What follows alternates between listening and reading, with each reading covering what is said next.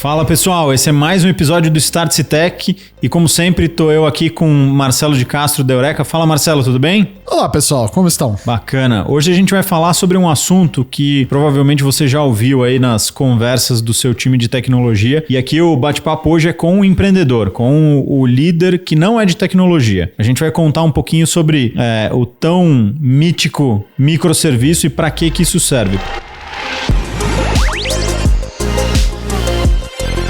Start-se Tech.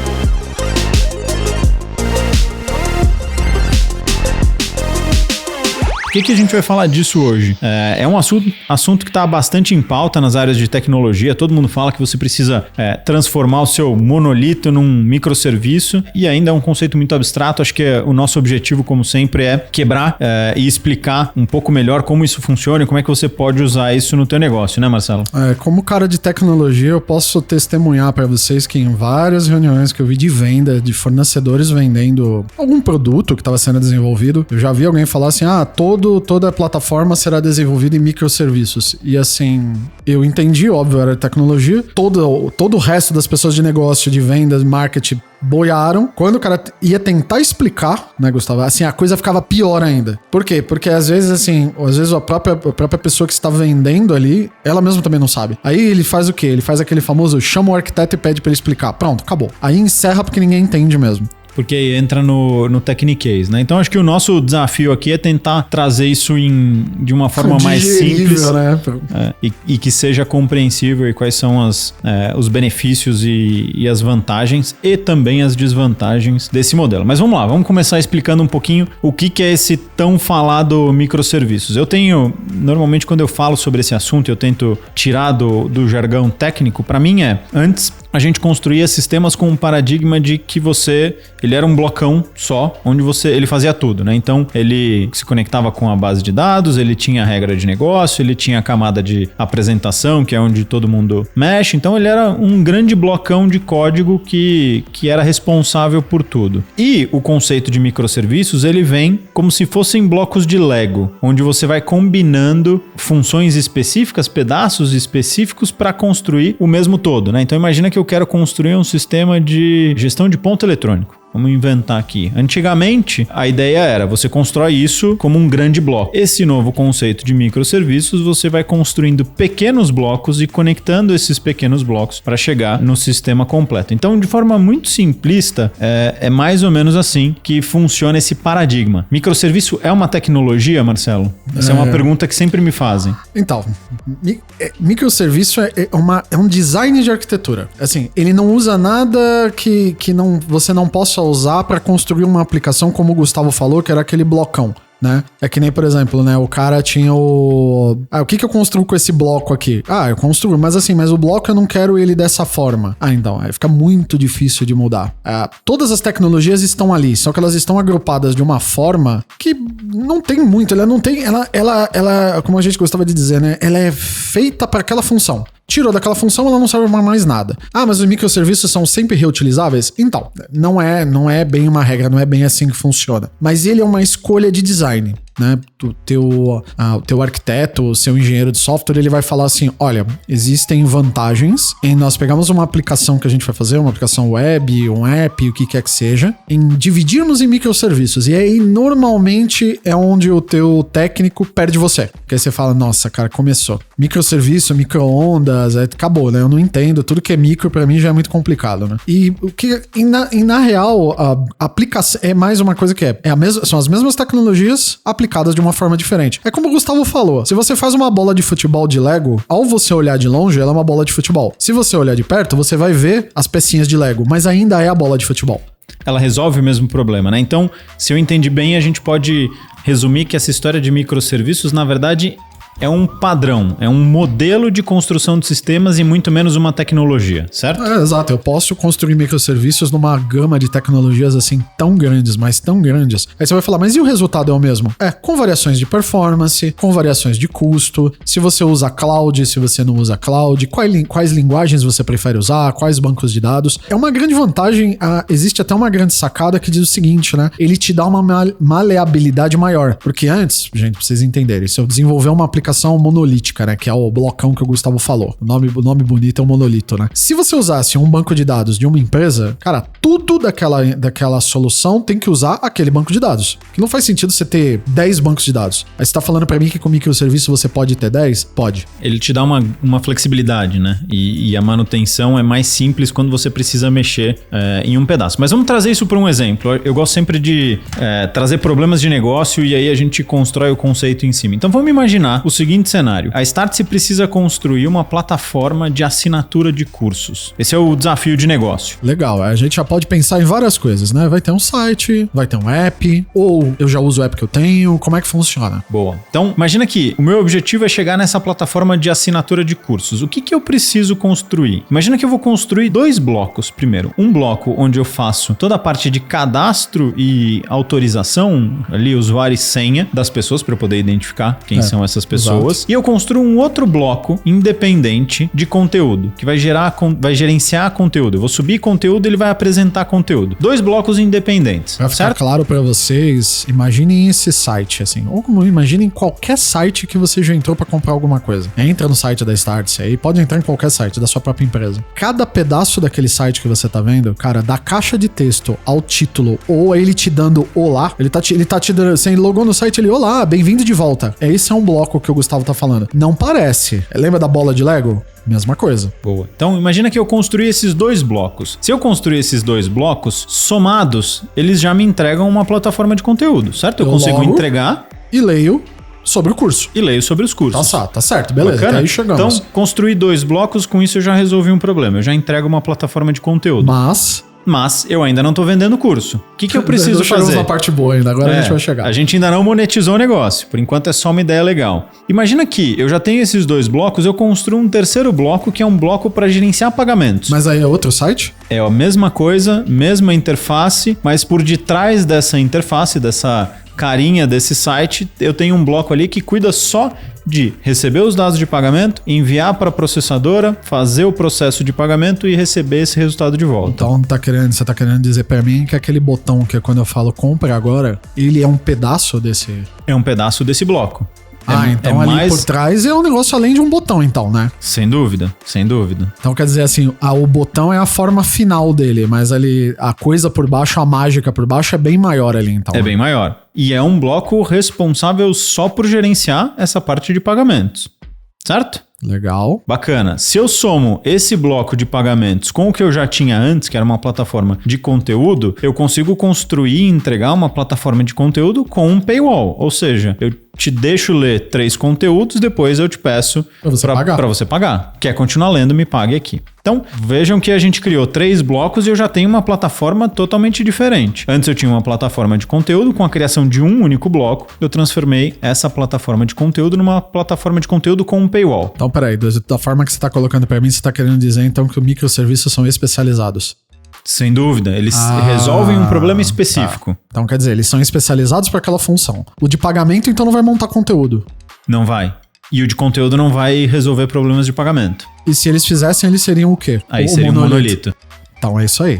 Entenderam? Boa. A volta completa? Vamos continuar nesse nosso raciocínio. Imagina que eu ainda quero chegar numa plataforma de assinatura de cursos. E eu vou lá e construo um 4º módulo, que é um módulo que eu vou chamar de catálogo. O que é esse módulo de catálogo? Esse bloco de catálogo? É onde eu vou ter a lista dos cursos que eu quero oferecer com seus respectivos preços. Tá, mas quantos desses eu posso ter? Infinitos. Então tá querendo dizer pra mim que, por exemplo, quando eu vou no site de um marketplace gigante ali, é um monte, não é uma coisa só, aquela página web? Não, são vários pequenos blocos que somados montam toda aquela experiência. Tá. Então, agora eu tenho 4 blocos. Eu tenho o bloco de autenticação, eu tenho o bloco de conteúdo, eu tenho o bloco de pagamento e eu tenho um bloco de catálogo. Se eu somar esses 4 blocos, eu construí a minha plataforma de conteúdo com venda de cursos. Bacana? Legal. E eu consigo vender qualquer curso, então, agora? Quer dizer isso? Qualquer curso. O curso é cadastrado no catálogo e aí ele já passa a ser vendido dentro da nossa plataforma. Então quer dizer que antigamente, como eu pedia para as empresas criarem cada uma página página de venda para mim, quer dizer agora que você consegue fazer a mesma página de venda, vender vários tipos de curso, sem eu ter que desenvolver tudo de novo? É isso. Ah. Essa é a grande vantagem. E aí, imagina que deu a louca no CEO dessa empresa e ele falou que, cara, agora ele não quer só vender, ele quer transformar isso numa plataforma de assinatura. Como é que a gente mexe nisso? Lembra que o nosso pagamento lá atrás estava associado só a uma determinada ação, um preço, uma execução. Ele não tinha um processo de recorrência ou de assinatura. Como é que a gente constrói isso pensando nessa arquitetura de blocos? Mas aí aí assim, pode ser, né? Você coloca um bloco novo ou você vai mexer naquele bloco que já existia? Aí entra a decisão de arquitetura. É melhor eu mexer no bloco de pagamento. Por quê? Por que eu vou incluir essa funcionalidade de pagamento recorrente dentro do meu bloco de pagamento? Porque uma vez feito isso, eu posso pegar este bloco de pagamento, juntar com outros bloquinhos que eu construí em outros lugares da minha empresa e essa mesma funcionalidade vai servir para várias aplicações. Então quer dizer que se eu quiser fazer um bloco, um microserviço ou um bloco, eu posso chamar ele de só paga boleto ou eu posso chamar ele de pagamentos. Um só paga boleto e o outro paga pagamentos. Acabou. E aí eu vou adicionando novas formas de pagamento dentro desse mesmo módulo. Vamos pensar no seguinte, ó. Imagina que eu tenho a minha plataforma de venda de cursos e eu tenho uma outra plataforma de venda de mentoria, tá? São plataformas diferentes. Só que ambas vendem, né? Ambas vendem. E ambas usam o mesmo módulo de pagamento que a gente construiu lá atrás, que ainda só faz um pagamento one shot ali, de uma vez. Certo? Sim. Imagina que eu pego esse bloquinho de pagamento que é comum às duas aplicações e faço a implementação do pagamento recorrente. Tá, automaticamente ele vai aparecer pagamento recorrente nas duas, por cartão de crédito, né? Se eu quiser colocar um Pix, eu coloco o Pix no bloco de pagamento e ele passa a aparecer nas duas plataformas. Essa é a grande vantagem. A gente tem reutilização então. Você tem reutilização. Entendi. Além da reutilização, você não duplica o esforço, né? Eu não preciso construir a implementação do Pix na plataforma A e na plataforma B. Eu construo em um único lugar e esta mesma implementação serve para todas as plataformas que consomem esse bloquinho de pagamento.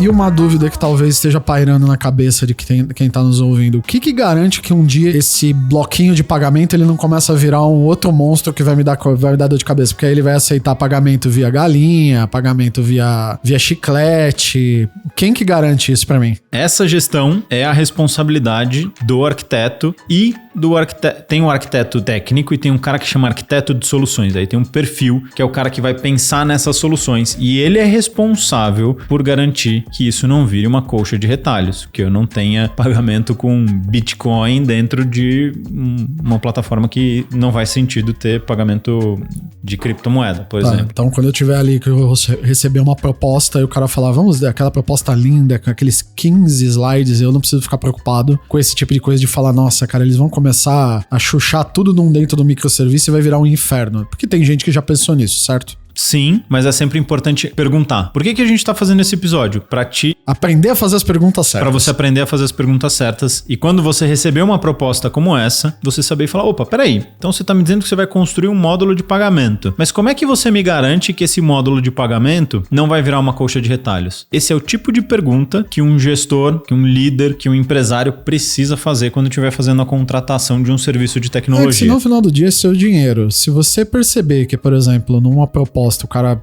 ele descreve os microserviços para você, ou ele te descreve em questão de componentes, né? Muito provavelmente, assim, calma, gente, a gente não tá pedindo para você começar a tentar ler diagrama para entender o que tá acontecendo, porque senão aí também não é que a sua ideia, a ideia que a gente quer passar não é essa. Mas, por exemplo, num diagrama básico de alto nível, de como é a componentização do sistema, isso normalmente aparece em propostas. Essa é aquela página que eu tenho certeza que você simplesmente passa. E falar, meu técnico lê isso aí. Mas, por exemplo, a partir de hoje a gente quer te mostrar isso, que você vai lá assim, se você lê uma caixinha escrito pagamentos, monta a tela, lê catálogo e, sei lá, deleta o usuário numa caixinha só. Então aí você se preocupa. Alguma coisa tá de errado.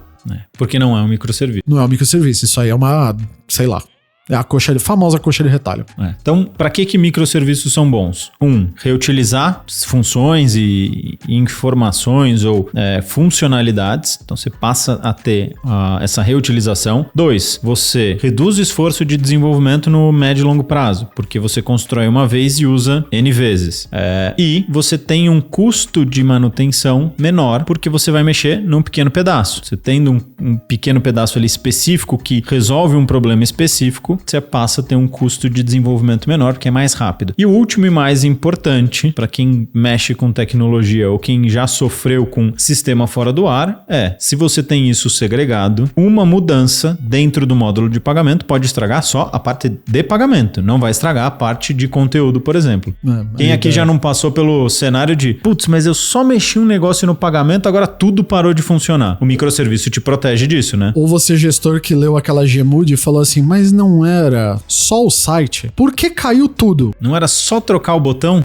Não era só trocar a cor do botão. Eu acertei na Gmood aqui, mas por que o site tá fora do ar? Então, essa é a grande vantagem do microserviço, porque ele te protege. Mas aí acho que uma discussão importante que a gente pode ter aqui também, Marcelo, é o seguinte, tudo isso é muito bonito, provavelmente a pergunta que vem na cabeça das pessoas é, por que diabos isso não acontecia antes? Porque tudo não é microserviço hoje também, né? Boa. E aí eu tenho também uma analogia que é bacana, que a gente estava conversando um pouco aqui antes de gravar o episódio, que é o seguinte, imagina um carro construído ali na década de 80. Majoritariamente era um carro mecânico. Analógico, né? Ele tinha pouco ali do digital. Ele tinha uma série de peças, mas ele era mais simples do que um carro que a gente tem hoje em dia. Então, quanto mais você especializa e quanto menor ficam esses bloquinhos, mais bloquinhos você tem para gerenciar. E aí você tem uma complexidade muito maior. Imagina mexer num carro hoje, que é tudo eletrônico, você não mexeu num lugar, ele tem interações em outros. Então, por que microserviço não é usado em 100% das tecnologias ou dos sistemas? Porque tem uma curva aí de custo e benefício, né? Então, até que ponto vale eu ser tão especialista que essa curva de eficiência ela vira? Ela deixa de ser eficiente porque eu tenho blocos pequenos e passa a ser menos eficiente porque eu tenho que gerenciar agora 5.000 bloquinhos e antes eu gerenciava 5. No mundo da startup se fala bastante disso, né? Você nunca começa com microserviço. Eu falo assim, por quê? Porque é mais barato. Não usar microserviço é mais barato e mais fácil. Aí você tava dizendo assim, então quer dizer que esse mundo bonito que vocês estão contando é uma... Não, é que pensa o seguinte, o nível de especialização dos profissionais para gerar essa cadeia de microserviços que a gente tá falando também é diferente. É muito... Não que, por exemplo, o seu desenvolvedor não consiga fazer, ele consegue, mas assim, você escala a complexidade. Se você está começando a pilotar um produto, você não vai me pilotar um produto como começou agora, você não vai fazer microserviço. A gente fala aqui há quanto tempo já que você precisa ser rápido, você tem que manter os custos baixos, a gente já não trouxe ferramentas de no-code para ensinar a fazer rápido, barato. Aí você fala, não, eu vou desenvolver em microserviços aqui porque o StartStack diz que é sensacional. Aí você vai voltar pra gente e falar assim, nossa, queimei todo o meu orçamento em 2 anos e nunca saiu nada. Exatamente. Então quando é que se migra para microserviço? Normalmente quando vale a pena. Quando você tem o que o Gustavo falou, quando a grana e a especialização vale a pena. E quando que é esse momento, Marcelo? Assim, eu tenho muito claro pela experiência profissional que quando você é muito pequeno, não vale a pena. A gente falou disso. Cara, na maioria das vezes, quando você é uma startup que está começando, vale mais a pena sair pro no-code. A gente já falou um pouco desse mundo. Quando você está escalando, talvez seja o momento de você pensar que pedaços da tua aplicação ou do teu produto você precisa quebrar. Isso significa que você vai quebrar todos? Exato, e isso é um negócio muito bacana, né? Porque você pode você não precisa pensar a sua aplicação do zero. Você pode desmantelar que funcione e desmontar um serviço por vez dela, né? Mas dá pra fazer isso? Dá. Você normalmente é o que se recomenda. Que nem o Gustavo falou bastante, ele estressou bastante a parte do pagamento. Você pode sim chegar de uma maneira não bonita, mas grosseira. Você chegar na sua aplicação monolítica, no grande blocão desenvolvido, e desliga a parte de pagamento ali. Bota uma condição onde ele não entra mais na parte de pagamento. E você troca pelo microserviço de pagamento. Então você troca aos poucos a aplicação. É como se você conseguisse desmontar um avião voando para montar outro. Boa, e você fez um gancho legal. Deixa eu contar uma história aqui que eu acho que é um case bacana. Eu, por muito tempo, trabalhei em companhia aérea. Então vamos falar de montar e desmontar avião enquanto ele tá voando. Em um determinado momento, quando eu cheguei nessa empresa, eu trabalhava na área de tecnologia focado no programa de fidelidade. verdade, e toda a parte de precificação das passagens em pontos acontecia num sistema centralizado. Então você tinha lá o famoso monolito, que ele fazia gestão da reserva, controle de saldo, precificação da passagem, tudo isso dentro desse sistema. Depois de um determinado ponto, a gente percebeu que a empresa estava crescendo e que parte da estratégia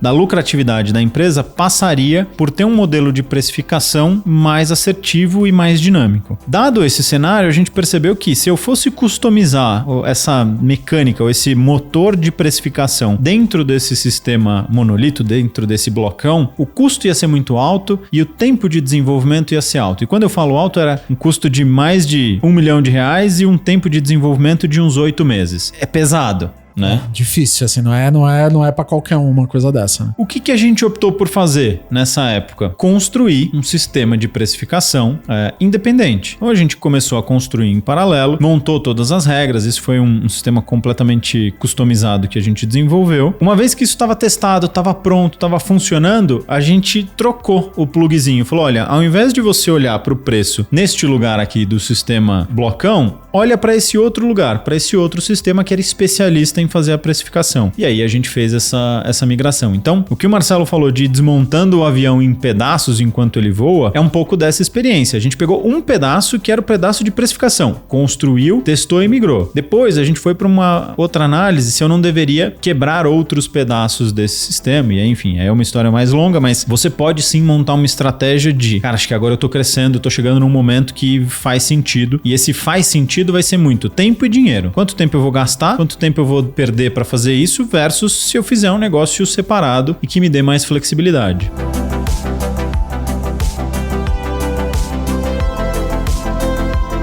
Microserviço, ele dá uma versatilidade para sua estratégia de crescimento da empresa que é sensacional. Por exemplo, tem um banco aqui, que eu não vou dar o nome, não é para não fazer propaganda, a gente fala o nome de tanta empresa agora que a gente vai começar com isso, mas é que eu não sei mais como está hoje. Mas eu achei muito interessante que a estratégia de como ele desenvolveu o produto dele foi baseada no que a tecnologia de microserviço podia oferecer. Cada produto novo, por exemplo, só para vocês entenderem, cartão de crédito é um produto, conta corrente é outro produto, crédito consignado outro produto. Ele tinha um app só, ele desenvolvia novos microserviços que eram produtos novos. Olha que interessante, você nem precisa ficar preso ao fato, não, eu já tenho que deixar pronto aqui para o futuro. Não. Com o microserviço você ganha a versatilidade de plugar novas funcionalidades ao tempo, que é o exemplo que o Gustavo começou da Startse tentando vender curso. Eles viabilizaram o negócio deles assim, eles não estavam prontos para avançar e quando eles estavam, eles criaram microserviços que faziam aquilo funcionar. É o mesmo app que você sempre usou e do nada aparecia uma função nova. No microserviço, são microserviços novos que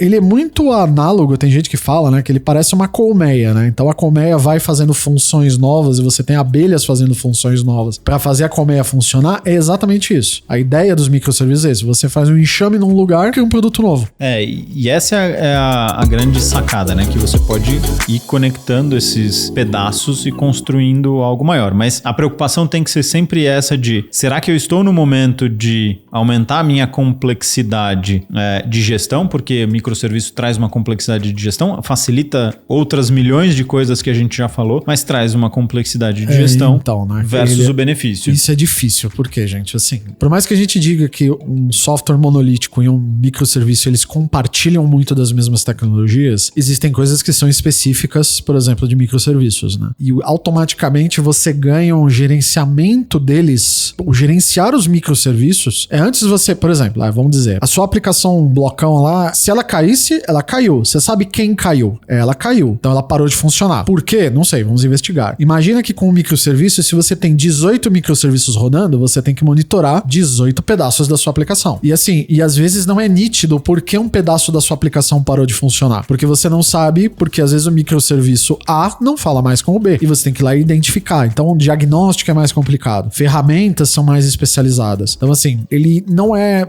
Eu sei que a gente sempre fala de tecnologia, mas ele não é bala de prata. Ele não vai resolver 100% dos problemas. Como a gente falou, se você está começando, vá para o monolito. Não tente usar microserviços, não vale a pena. Na verdade, vai pro no-code ainda, né? Vai monolito, pro no-code, nem vai pro monolito. Eu vi, por experiência própria, uma aplicação que era um MVP, tomou-se a brilhante ideia de se desenvolver ela todinha em microserviços. Cara, assim, era pra ter saído em meses, levou anos. Quando saiu, é aquela máxima de todo mundo que entende ali, já leu o Lean Startup e outros livros, já sabe o que eu vou falar. Quando ela saiu no mercado, ela já era velha. Ela era velha, ultrapassada, já tinha concorrência, mas foi em microserviços. Gastou-se uma grana violenta, a entrega foi pouca e o produto, né, como eu gosto de falar no linguajar, flopou. Então, assim, não vale a pena, tem que tomar muito cuidado. Gustavo, tem aquele negócio, é pró e contra das duas, né? Sem dúvida. Nenhuma das duas é bala de prata, né? Não, o nosso grande objetivo aqui é explicar tanto os prós quanto os contras para ajudar na tomada de decisão. E para os líderes que estão nos ouvindo, quando começarem a escutar essas histórias do time de tecnologia, saberem fazer as perguntas certas. Questione. Por que a gente vai para isso agora? É um motivo.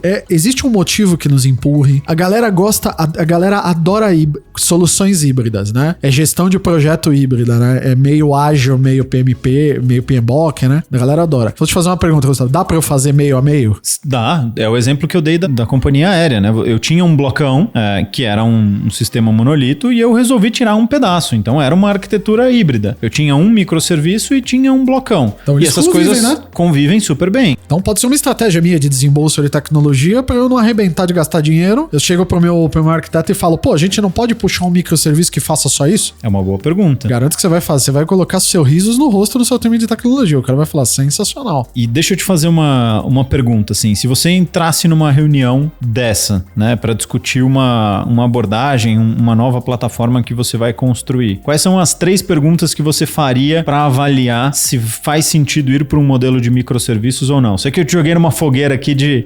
É aquela coisa, né? Em que estágio a gente tá da plataforma? Assim, estamos num estágio muito inicial, é algo que nós estamos pilotando, nós temos certeza do produto, né? E isso já direciona para onde a gente vai. Outra básica é o custo. Quanto custa aqui? Vocês têm ideia de... Eu tô imaginando eu entrando numa sala que meu time eu já entrei na sala com meu time cantando o que eles querem fazer. Eu vou falar assim, tudo bem, qual é o custo disso que a gente tem a 0 de jogo?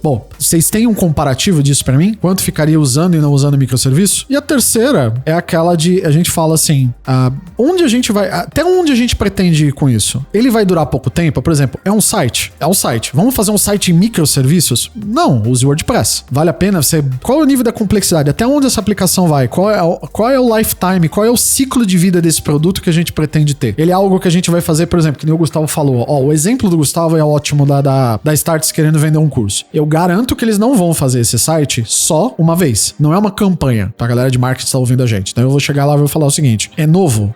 Vocês têm uma ideia. Quanto custaria a gente desenvolver em microserviços versus o orçamento? Então você faz uma linha de análise financeira. Vocês têm ideia de quanto custa ele sendo desenvolvido com e sem microserviços? Sim. E qual é a longevidade desse produto que a gente pretende aqui? Ele vai vender uma campanha de um produto específico e acabou, ele morreu e não volta mais? Pode até gerar, né? Fazendo microserviços a gente pode até reutilizar parte dele, mas se você vai desenvolver microserviços para jogar fora depois de 6 meses, talvez não fosse a melhor opção, né? Então assim... Coisas de bate-pronto, entrar na sala, numa fogueira dessa com a galera ali cozinheiro à flor da pele. Ou normalmente o time de tecnologia hiper excitado porque eles querem usar o negócio que eles viram num treinamento que eles fizeram. Eu falei assim, gente, que estágio que a gente tá, qual é o custo e até onde vai, qual é o ciclo de vida desse produto que a gente tá fazendo. A partir disso você vê, né, aí você consegue tomar decisões melhores ou falar, gente, vamos começar por aqui, não é melhor? E depois a gente faz um projeto, talvez assim, dando o resultado esperado, a gente atendendo as métricas, a gente pode migrar pra uma plataforma tecnológica melhor. Ótimo. A gente vai escalando, né? Não é? Sem dúvida. Eu adicionaria mais uma pergunta que é meio coringa, que vai deixar o time um pouco pensativo sobre, que é o seguinte, eu perguntaria para eles como é que eles vão monitorar cada um desses módulos. Maturidade do time, né? Qual é a maturidade do time para vocês garantirem essa aplicação rodando? Então, eu acho que isso traz uma reflexão pro próprio time para avaliar se, cara, vocês estão preparados para monitorar 5, 10, 15, 20 pedaços de tecnologia? De quem é de tecnologia. 2 caras de tecnologia que vão contar o segredo. Pessoal de tecnologia, eles amam querer usar eles amam a ideia de usar alguma coisa nova. Caras, eu já tive um time meu que eu falei assim, cara, por que a gente vai usar Python se a gente não pode usar PHP que todo mundo conhece? Nossa, eu quase fui apedrejado. Porque eles estavam alucinados que eles queriam usar Python. A ideia do microserviço, vocês vão passar por esse tipo de coisa. Se você questionar eles, não, por que a gente tem uma arquitetura em microserviço? A gente vai usar aqui e vamos colocar colocar container. Container é um outro assunto que a gente pode tocar outro dia, né? Aí você vai começar a ouvir, não, porque ele tá todo containerizado, e a gente vai usar outro assunto, outra coisa que você vai ouvir, não, porque a gente vai usar Kubernetes. Você, com certeza, se você não ouviu, você vai ouvir em breve essa palavra. Por quê? Porque, cara, é o topo da tecnologia ali, eles querem usar. Só que a gente sabe muito bem que você, na posição de liderança, tem que falar, cara, legal, bacana. Quanto custa isso? Se eu pagar por isso, depois eu tenho que mandar vocês embora, né? Tem que racionalizar. Então, assim, o que o Gustavo falou, uma boa pergunta pra testar se o time tá pronto, é a pergunta da maturidade deles. Beleza, vocês monitoram isso como? Isso vai, no mínimo, trazer a reflexão e, cara, tem um negócio que eu acho que eu repito todo o podcast, que é a tecnologia precisa resolver um problema ou precisa explorar uma oportunidade. Essa é a pergunta que tem que ser feita em todos os momentos de uma reunião sobre por que eu vou construir algo de tecnologia. O time de tecnologia, eles adoram, é o hobby deles olhar para isso e todo mundo quer aplicar a tecnologia mais avançada, mas não necessariamente é o que resolve um problema naquele momento ou explora uma oportunidade. É bem perfil da galera. A gente sabe que que todo mundo aqui gosta de melhorar, gosta de estudar, afinal de contas a gente tá fazendo um podcast dentro da Startse, né? A gente conhece o perfil das pessoas, só que o cara de tecnologia, a gente não tá puxando sardinha porque a gente é de tecnologia não, mas o cara de tecnologia é aquele cara que, por exemplo, assim, às vezes, domingo, à meia-noite alguma coisa, ele tá vendo um tutorial de como usar uma tecnologia nova. Às vezes você sentir o nível da ansiedade desses caras usarem isso. Por quê? Porque é um desafio técnico pra ele, ele quer ver rodar. Isso ajuda você. Pense nisso na hora de você. Não confronte seu time. É bom deixar eles terem desafios. Funciona bem. Mas pergunte pra eles o quanto eles estão maduros pra fazer aquilo. É bom racionalizar sobre essas perguntas e isso puxa um gancho pra gente construir um próximo episódio de quem é esse profissional de tecnologia, né? Quem é esse cara que tá no mercado hoje, quem ele era, o que ele tá mudando. Mas isso é papo para um outro episódio. Isso aí.